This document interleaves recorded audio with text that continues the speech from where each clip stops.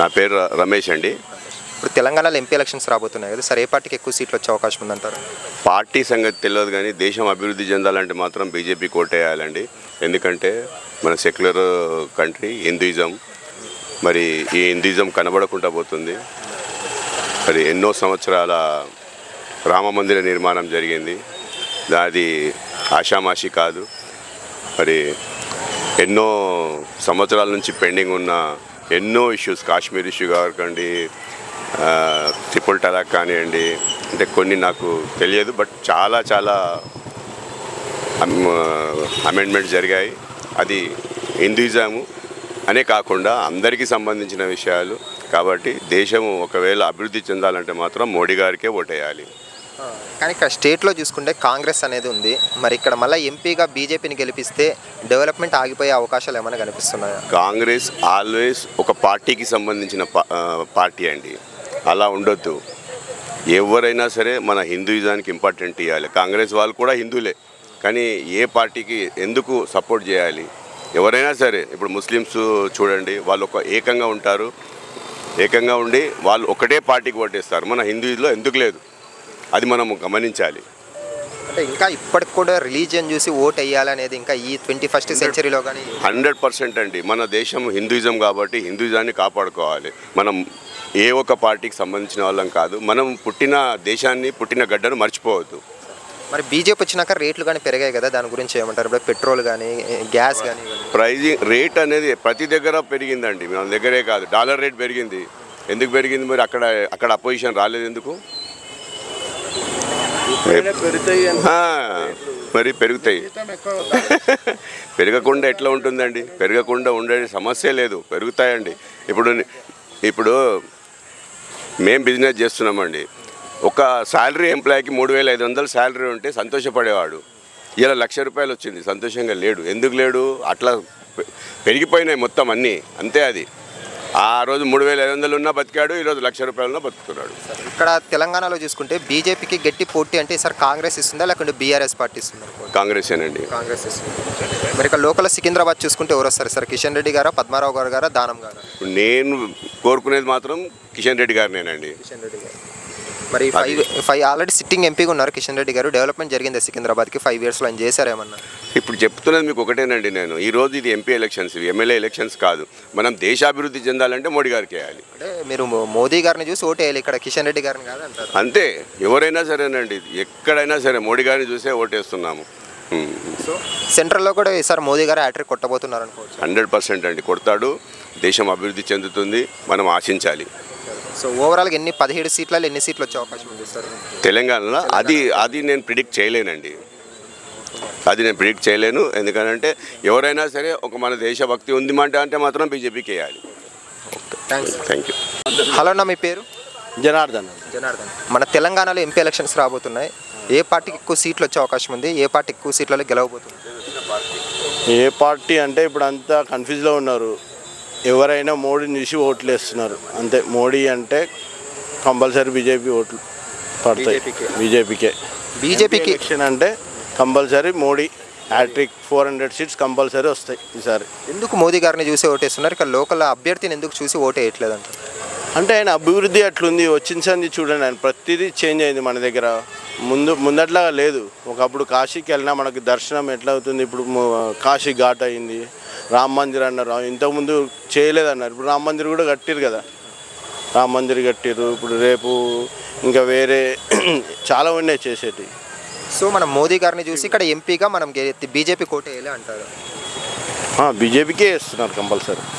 కానీ ఒకటన్నా, మనకి ఇప్పుడు బీజేపీ సౌత్లో వచ్చినా కూడా నార్త్కి ఆ డబ్బులు అమౌంట్ ఇచ్చినంత సౌత్కి ఇవ్వట్లేదు. ఎందుకంటారు దానికి? అంటే వివక్ష ఏమైనా చూపిస్తున్నారు ఇక్కడ? అలా ఏం లేదు, ఏదంతా పబ్లిక్ ఏదో చెప్తారన్న.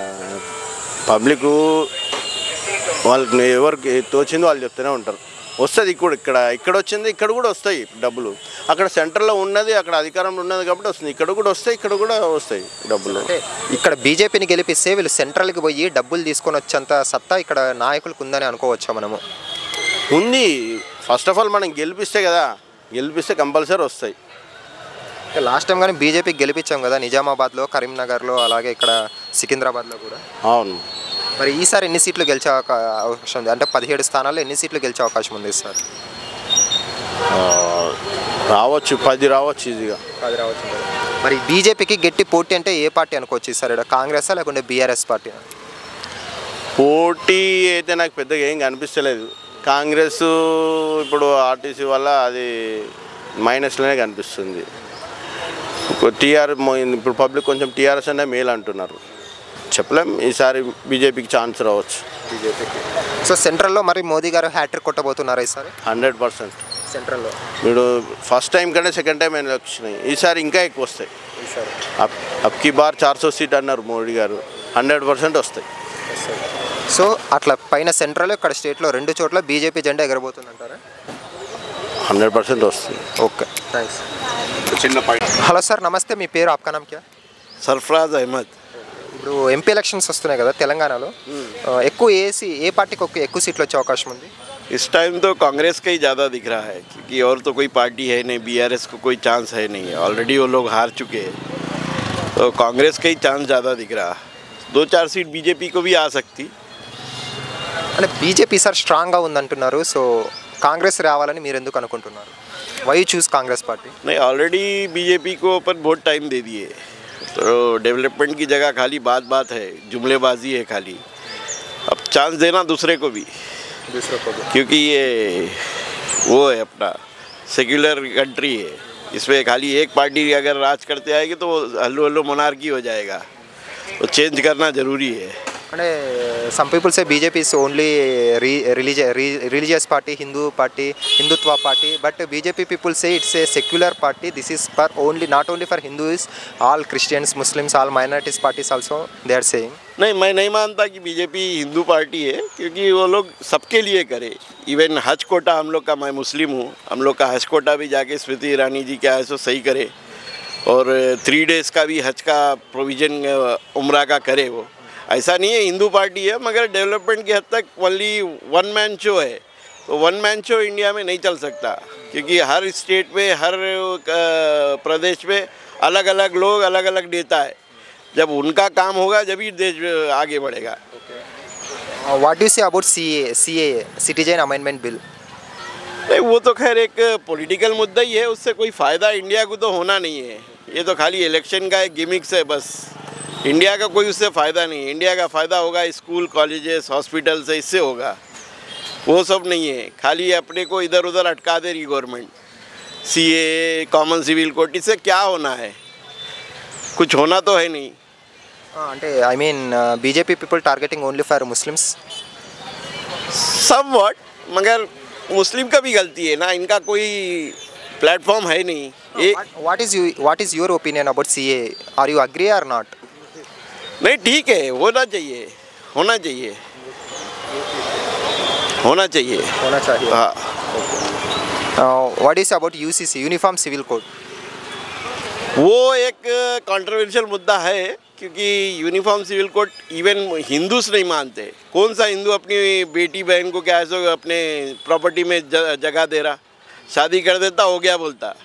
अगर वो आ गया तो मुस्लिम को कम प्रॉब्लम है, हिंदूस को ज़्यादा है. क्योंकि मैं बेसिकली यूपी से बिलोंग करता हूँ.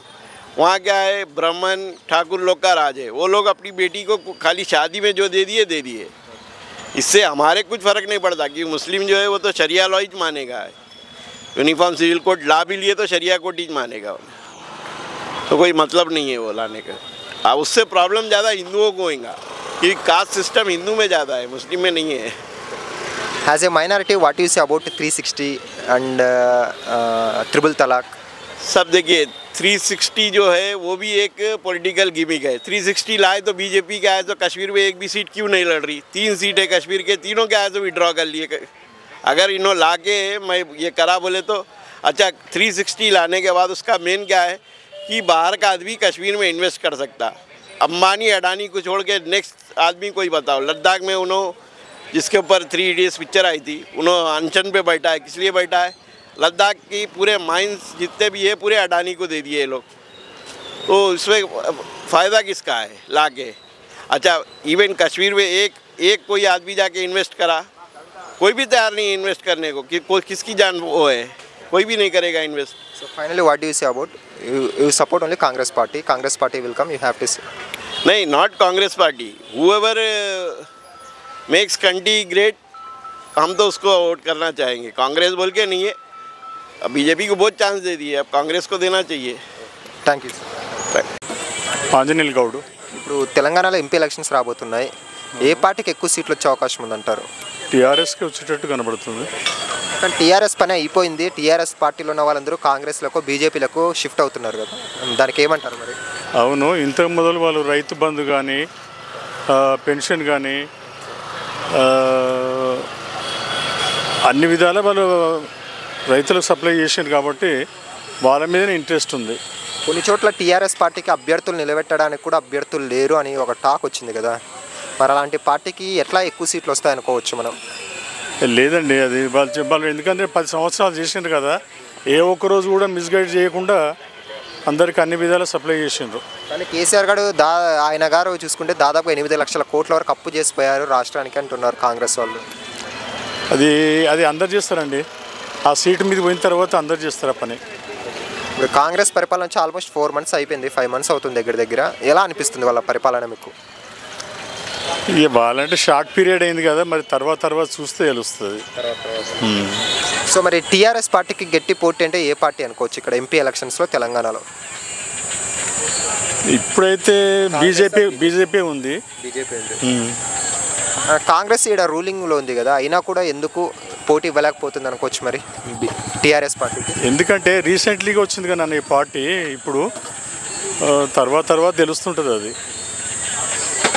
అంటే బీజేపీకి ఎందుకు గ్రాఫ్ పెరిగింది అనుకోవచ్చు మనం ఆటోమేటిక్గా? సెంట్రల్ వాళ్ళు ఉన్నారు కాబట్టి సెంట్రల్ ఫండ్స్ వస్తాయి, డెవలప్ అవుతుందేమో అని పబ్లిక్. అంటే బీజేపీ 10 సంవత్సరాలు చూసాం పరిపాలన వాళ్ళది, వాళ్ళు తీసుకునే నిర్ణయాలు కానీ అవన్నీ కరెక్ట్ అంటారా రాంగ్ అంటారా? వాళ్ళు చేసిన నిర్ణయాలన్నీ బాగానే ఉన్నాయి, కాంగ్రెస్ కూడా బాగానే చేసింది వాళ్ళు చేసినప్పుడు. టీఆర్ఎస్ కూడా 10 సంవత్సరాలు వాళ్ళు బాగానే చేసిండ్రు. కాంగ్రెస్ పెట్టిన అంటే వాళ్ళు ఇప్పుడు అధికారంలోకి వచ్చారు కదా, ఏమైతే స్కీములు పెట్టారో అవన్నీ అందుతున్నాయంటారా ప్రజలకి? లేదన్న డౌటే ఉన్నది, అది అందుతాయా అందాయా తెలియదు అసలు. ఎందుకంటే వీళ్ళ దగ్గర ఫండ్స్ ఉన్నాయా లేవా కూడా తెలియదు. ఒక 1 year అయితే కానీ ఇప్పుడు పెన్షన్లు కూడా ఇవ్వలేదు, ఇప్పటికీ రైతు బంధు ఇవ్వలేదు. మరి ఇక్కడ సికింద్రాబాద్లో చూసుకుంటే ఎవరు గెలుస్తారు ఈసారి? పద్మారావు గౌడ్ గారా, లేకుంటే కిషన్ రెడ్డి గారా, లేకుంటే దానం గారా? ఎవరు గెలిచే అవకాశం ఉంది ఇక్కడ? పద్మారావు గెలుస్తాడు, అంటే బీఆర్ఎస్ పార్టీనే గెలుస్తుంది. అంటే కిషన్ రెడ్డి గారు ఆల్రెడీ సిట్టింగ్ ఎంపీగా ఉన్నారు కదా ఇక్కడ, మరి ఏమంటారు? ఆయన పరిపాలన చేసినప్పుడు కూడా పద్మారావు కూడా బాగానే చేసిండు, ఆయన కూడా సింపతి ఉన్నది. మరి సెంట్రల్లో చూసుకుంటే ఏ పార్టీ వచ్చే అవకాశం ఉంది సార్ సెంట్రల్లో బీజేపీ వస్తుందన్న. బీజేపీ రావడం కరెక్ట్ అంటారా రాంగ్ అంటారా? పర్లేదు, వాళ్ళు బాగానే చేసిండు, అంత ఎక్కువ చేయకుండా బాగానే చేసిండు ఆయన. ఎందుకంటే ఆయనకంత డబ్బు వ్యామోహం లేదు, మోడీ గారికి బాగానే చేసిండు. Okay, thank you. నమస్తే, మీ పేరు అన్న? గౌరయ్య. ఇప్పుడు తెలంగాణలో ఎంపీ ఎలక్షన్స్ రాబోతున్నాయి, ఏ పార్టీకి ఎక్కువ సీట్లు వచ్చే అవకాశం? 100% బీజేపీకి ఎక్కువ వస్తాయి. బీజేపీ అని ఎందుకు అనుకుంటున్నారు? బీజేపీ అంటే మోడీ డెవలప్ చేసిన దాన్ని బట్టి 99% బీజేపీ కంపల్సరీ కాంగ్రెస్ కంటే ఎక్కువ వస్తాయి ఓట్లు. కానీ బీజేపీ పరిపాలనలో రేట్లు పెరిగాయి అంటున్నారు కదా, ఉద్యోగాలు కానీ లేదు, పావర్టీ పెరిగింది. రేట్లు ఎక్కడ పెరిగినాయండి? స్టేట్ పెరుగుతున్నారు. ఆల్ ఓవర్ ఇండియాలో ఒకటే రేట్ ఉంటాయి, మన స్టేట్ బట్టి రేట్లు. మన స్టేట్లో ఎంత సిలిండర్ సెంట్రల్ ఇచ్చేది ఎంత, ఇక్కడ లోకల్ ట్యాక్స్ ఎంత, లోకల్ ట్యాక్స్ తోటి రేటు పెరుగుతున్నది. కానీ ఇక్కడ స్టేట్లో చూసుకుంటే కాంగ్రెస్ ఉంది ఆల్రెడీ, సెంట్రల్లో బీజేపీ ఉంది. ఓకే, కానీ అక్కడ ఒకటి ఇక్కడ ఒకటి వస్తే డెవలప్మెంట్ జరగదు సరిగ్గా అంటున్నారు. అది కంపల్సరీ, అందుకే ఇక్కడ కూడా బీజేపీ ఎంపీ సీట్లు ఎక్కువ వచ్చింది అనుకోండి, మోడీ కంపల్సరీ ఇక్కడికి డెవలప్ చేయడానికి ఫండ్స్ ఇస్తాడు కంపల్సరీ. అంటే గెలవకుంటే బీజేపీకి ఫండ్స్ ఇవ్వరంటారు? ఇస్తారు, కానీ కొంచెం చూసుకుంటూ ఇవ్వాల్సి వస్తుంది. నాది కదా స్టేట్ అన్నట్టు అవుతుంది. అదే మరి ఎన్ని సీట్లు గెలిచే అవకాశం ఉందంటారు? 17 సీట్లు. 9%, 10 seats కంపల్సరీ వస్తాయి బీజేపీ. మరి బీజేపీకి గట్టి పోటీ అనుకుంటే ఈసారి ఏ పార్టీ అనుకోవచ్చు ఇక్కడ? కాంగ్రెసా బీఆర్ఎస్ఆ? ఎక్కడ తెలంగాణలో దేనికి గట్టి పోటీ ఇచ్చేది? సెకండ్ ప్లేస్ పోటీ ఇచ్చేది కాంగ్రెస్కు ఓన్లీ బీజేపీ అంతే అంటారు. సరే, ఇక్కడ సికింద్రాబాద్లో ఎవరు వచ్చే అవకాశం ఉంది మరి? ఇక్కడ 99% కిషన్ రెడ్డి 100%. కిషన్ రెడ్డి గారిని చూసి ఓటేస్తారు లేకుంటే బీజేపీ పార్టీని చూసి ఓటేస్తారు? 100% బీజేపీ పార్టీని చూసే ఇక్కడ ఓటేస్తారు, కానీ ఈ క్యాండిడేట్ ఆ క్యాండిడేట్ అని చూడలేదు. బీజేపీ నరేంద్ర మోడీ గురించి ఓటేస్తున్నారు. కానీ సార్ తెలంగాణలో ఈసారి టీఆర్ఎస్ రాబోతుందని కేసీఆర్ గారు రీసెంట్ ఒక ఇంటర్వ్యూలు అంటున్నారు కదా ఆయన, మరి దాని గురించి ఏమంటారు? అంటే కేటీఆర్ కూడా మొత్తం సీట్లు ఉన్నాయి అంటాడు. చెప్పగానే రాడుగా 99% 1-2 వస్తే అది ఎక్కువ అంతే.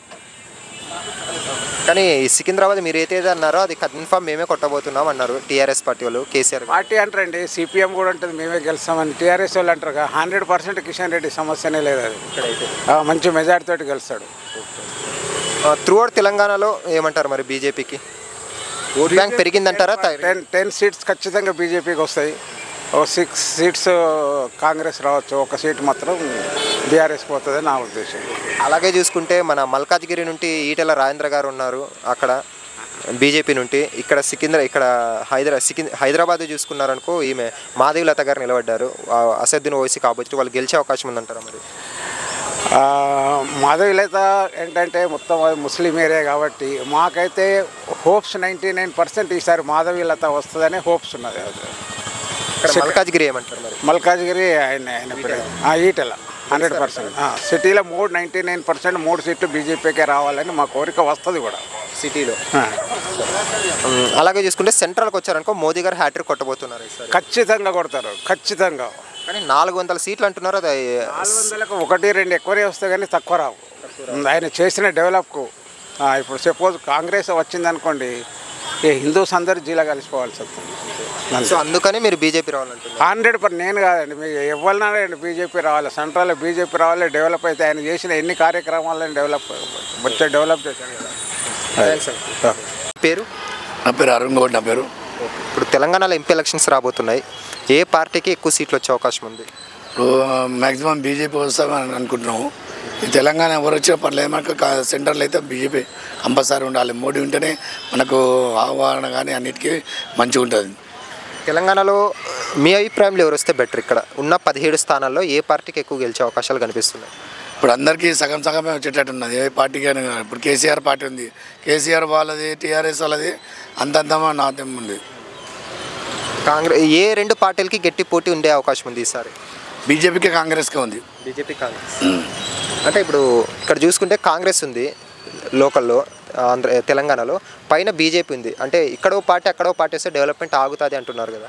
ఇప్పుడు అక్కడ మోడీ ఉండి ఇక్కడ కొద్దిగా సీట్లు వస్తే జర ఇంప్రూవ్మెంట్ అవుతుంది.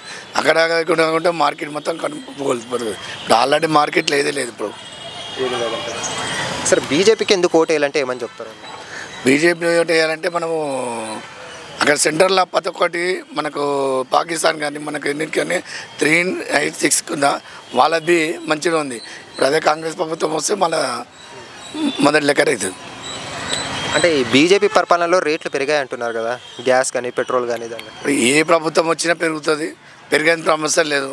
ఇప్పుడు తిన్న వాళ్ళు తింటే ఉంటారు, వేరే సామాన్య ప్రజలకే బరువు పడుతుంది.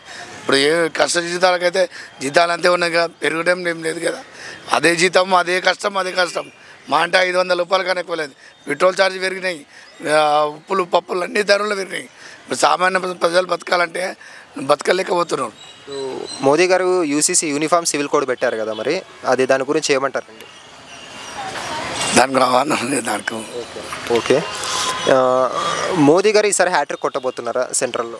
కొడతారు, కంపల్సరీ కొడతారు, కన్ఫర్మ్ కొడతారు. ఎందుకంటే రామ జన్మభూమి మీద ఏమన్నా శ్రీరాముని అయోధ్య టెంపుల్ కట్టాడు, మిగతా టెంపుల్స్ హిందువుల యాక్టివ్తో ఒకటి వస్తుంది అంతే. ఈ తెలంగాణలో చూసుకున్నా కానీ ఈసారి కేసీఆర్ గారు మేమే ఎక్కువ స్థానాల్లో గెలవబోతున్నామని మన ఇంటర్వ్యూలో కానీ చెప్పారు కదా. కేసీఆర్ పంచారు అయిపోయిందండి. కేసీఆర్ ఏడున్నాడు? మిడ్యా స్కామ్, అల్లుడు స్కామ్, కొడుకు స్కామ్. ఖాళీ బట్టల దుకాణంలో పోయి బట్టల పేరు చెప్పి మా నాన్నగారు ఇస్తారని చెప్పి వెళ్ళిపోయింది. గోల్డ్ షాప్లో పోయి మా నాన్నగారు ఇస్తారని వెళ్ళిపోతుంది. స్కామ్ లేదండి, ఏముందండి? ప్రతి ఒక్క స్కామ్. ఆమెకు ఉంటానికి ఇల్లు లేకుండా ఈరోజు కోట్ల ఆశ అని అయింది ఆమె కవిత. ఆమె ఎక్కడ ఉంది గతంలో గుర్తుపెట్టుకోవాలని. ఈరోజు ఆమె ఇంకా పార్టీ వస్తుందని అనుకోలేదు. ఆల్రెడీ కోర్టు నిన్న ఈరోజు నైట్ వరకు మాట్లాడడానికి ఛాన్సెస్ లేదు నాకు.